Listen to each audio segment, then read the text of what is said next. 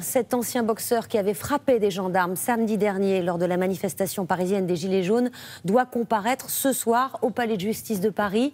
Il est accusé de violence volontaire en réunion sur personne dépositaire de l'autorité publique. Son éventuelle condamnation va évidemment être scrutée de part et d'autre. Les précisions de Clément Le Goff et Alexis Fischer. Après 48 heures de garde à vue, direction le palais de justice. Christophe Détinger, ancien boxeur professionnel, doit y être jugé en comparution immédiate pour violence volontaire contre les forces de l'ordre. 2 gendarmes avaient été blessés samedi dernier. Ce sont des violences qui ont été méthodiques, qui ont été froides, qui ont été réitérées. Monsieur Détinger revient plusieurs fois. Et ce sont des violences qui auraient pu avoir sur l'un des 2 gendarmes des conséquences définitives, puisqu'il a été frappé à la tête alors qu'il était au sol. En garde à vue, l'ancien champion de boxe se serait excusé pour son comportement. Dans une vidéo publiée lundi sur les réseaux sociaux, il admettait avoir mal agi mais s'être défendu. Sa défense s'appuie sur un témoignage, celui de cette jeune femme. Elle assure que Christophe Détinger l'aurait protégée avant de s'en prendre aux gendarmes. Il est venu en aide à une femme qui était à terre et il n'a pas pu ne pas réagir en voyant ça. Nous, on n'est pas là. Voilà, la difficulté de ce dossier aujourd'hui, c'est qu'on ne veut pas intervenir en tant que... On ne veut pas que ça devienne le procès des Gilets jaunes. Christophe Détinger encourt jusqu'à 5 ans de prison pour violence sur personne dépositaire de l'autorité publique.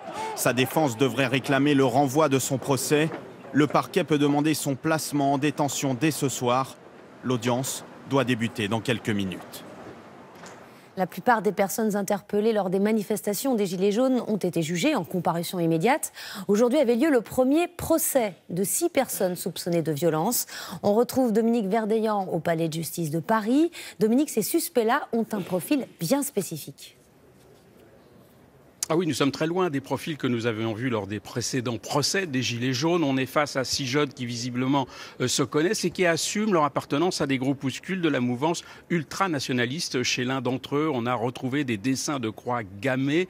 Ce n'est pas malin, sera son commentaire. Alors ce sont, je l'ai dit, 6 jeunes, 6 étudiants, plutôt de bonne famille. L'un habite près des Champs-Élysées, ils ont entre 20 et 28 ans, licenciés en droit, licenciés en histoire. L'un est dans une école de commerce et travaille pour payer ses études. Ils sont poursuivis pour des tags anti-police et pour avoir eu dans les mains aussi des parpaings lors de la manifestation du 1er décembre. La plupart a un casier judiciaire vierge, mais ce soir, ils encourent jusqu'à 5 ans de prison.